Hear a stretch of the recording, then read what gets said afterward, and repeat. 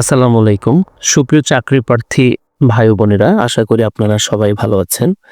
আপনারা জানেন যে কোনো চাকরির পরীক্ষায় বাংলা একটা বেশ গুরুত্বপূর্ণ একটা সাবজেক্ট। ২০ কিংবা ২৫ মার্ক এখানে থেকেই থাকে। আপনারা জানেন বিসিএস এ কিন্তু ৩৫ মার্ক বাংলা সাহিত্য, বাংলা ভাষা ও সাহিত্য থেকে রয়েছে। তো আজকে আমাদের আলোচনার বিষয় একজন সাহিত্যিক, যে সাহিত্যিককে নিয়ে আমরা আজকে বিস্তারিত জানবো। তো ভিডিও শুরু করার আগে সবার কাছে একটাই অনুরোধ, যারা এখনো আমার চ্যানেলটি সাবস্ক্রাইব করেননি তারা আমার চ্যানেলটি সাবস্ক্রাইব করে পাশে থাকা বেল বাটনটি বাজিয়ে দিন, যাতে এরকম শিক্ষামূলক ভিডিও আপলোড করলে সর্বপ্রথম আপনি আপনার ফোনে নোটিফিকেশনটি পেয়ে যান। তো চলেন শুরু করি। আপনারা দেখতে পাচ্ছেন যার ছবি আপনাদের সামনে এসে গেছে, ইনি বঙ্কিমচন্দ্র চট্টোপাধ্যায়। কি নাম? বঙ্কিমচন্দ্র চট্টোপাধ্যায়। তো বঙ্কিমচন্দ্র চট্টোপাধ্যায় সম্পর্কে আজকে আমরা জানব। নাম বঙ্কিমচন্দ্র চট্টোপাধ্যায়, দাম্পত্য সঙ্গী রাজলক্ষ্মী দেবী। রাজলক্ষ্মী দেবী বঙ্কিমের কিন্তু দ্বিতীয় স্ত্রী। প্রথম স্ত্রী ছিল কিন্তু সেটা মারা গেছেন।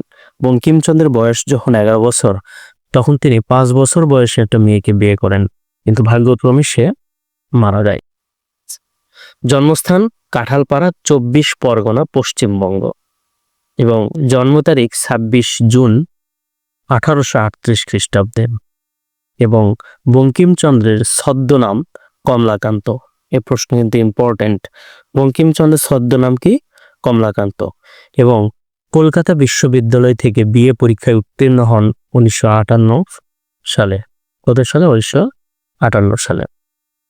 বাংলা ভাষার আদি সাহিত্যপত্র বঙ্গদর্শনের প্রতিষ্ঠাতা সম্পাদক ছিলেন। বাংলা ভাষার আদি সাহিত্যপত্র বঙ্গদর্শনের প্রতিষ্ঠাতা সম্পাদক ছিলেন। এবং বঙ্কিমচন্দ্রের একটা উপাধি ছিল সাহিত্য সম্রাট। বঙ্কিমচন্দ্রের উপাধি কি ছিল?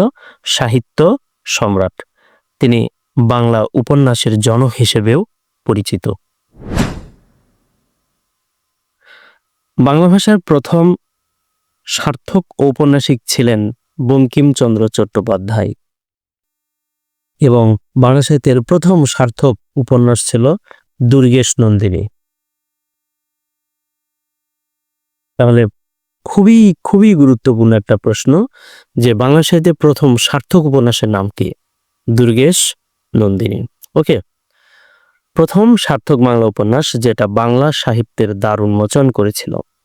বঙ্কিমচন্দ্র চট্টোপাধ্যায় মোট 15টি উপন্যাস লিখেছেন, এবং এর মধ্যে একটি ইংরেজি ভাষার উপন্যাস ছিল।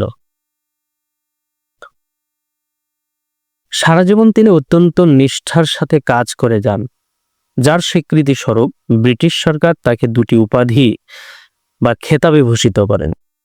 1891 সালে তাকে রায় বাহাদুর খেতাব প্রদান করা হয়।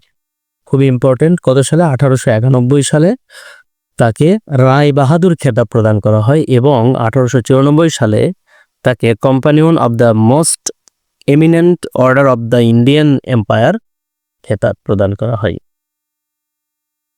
শেষ জীবনে তার স্বাস্থ্য ততটা ভালো ছিল না। 1894 সালের মার্চ মাসে তার বহুমূত্র রোগ বেড়ে যায়। এই রোগেই অবশেষে তার মৃত্যু হয়। এপ্রিল 8, 1894, বাংলা 26 চৈত্র 1300 সালে এই মহান দার্শনিক, মহান শিক্ষাগুরুর মৃত্যু হয়। বঙ্কিমচন্দ্রের যে উল্লেখযোগ্য সাহিত্য কর্মগুলো রয়েছে, এই উল্লেখযোগ্য সাহিত্যকর্ম সম্পর্কে আমরা জানব।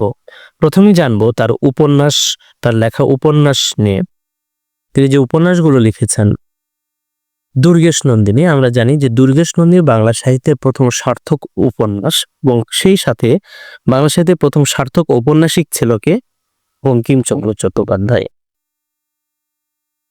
এরপরে কপালকুণ্ডলা, রোমাঞ্চকর নাটক, এবং যার চরিত্র ছিল নবকুমার। বাংলা সাহিত্যের প্রথম রোমান্টিক নাটক হলো এই কপালকুণ্ডলা।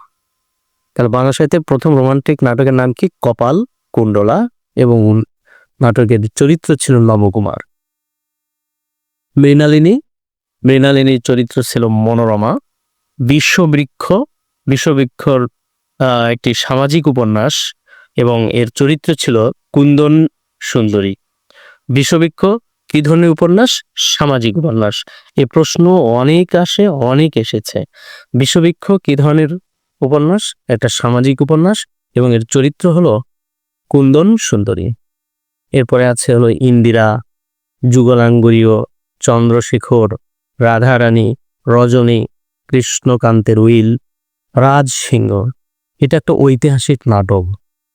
বঙ্কিম রচিত রাজসিংহ একটা ঐতিহাসিক নাটক, যার চরিত্রে ছিল জেবুন্নেসা। খুবই ইম্পর্টেন্ট, মনে রাখতে হবে। রাজসিংহ ঐতিহাসিক নাটক, চরিত্র কি ছিল? জেবুন্নেসা। আনন্দমঠ, যেটি ৭৬-এর মনন্তর নিয়ে লেখা। আনন্দমঠের ব্যাকগ্রাউন্ড ছিল ৭৬-এর মনন্তর। দেবী চৌধুরানী, সীতারাম। এই সীতারামটি গ্রামীণ চিত্র অবলম্বনে গ্রামীণ চিত্র ফুটে উঠেছে এই সীতারাম। ইন্দিরা, যুগলাঙ্গুরীয়, রাধারানী ত্রয়ী সংগ্রহ।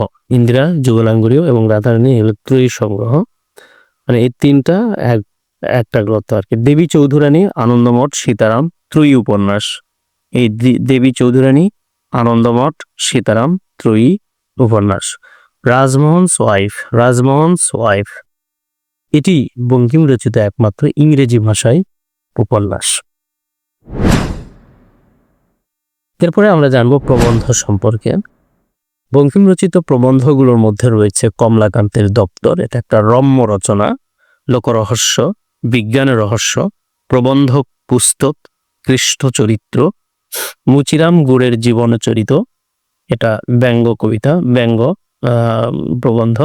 কৃষ্ণ চরিত্র, বিবিধ সমালোচনা, সাম্য, বিবিধ প্রবন্ধ। তো আশা করি আপনাদের অবশ্যই ভিডিওটা ভালো লেগেছে। আর ভিডিওটা ভালো লাগলে আমার চ্যানেলটি সাবস্ক্রাইব করবেন, পাশে থাকবেন, যাতে আপনাদের জন্য এরকম আরো অনেক ইনফরমেশন নিয়ে আপনাদের সামনে হাজির হতে পারি। ধন্যবাদ সবাইকে। আল্লাহ হাফেজ। সবার জন্য শুভকামনা।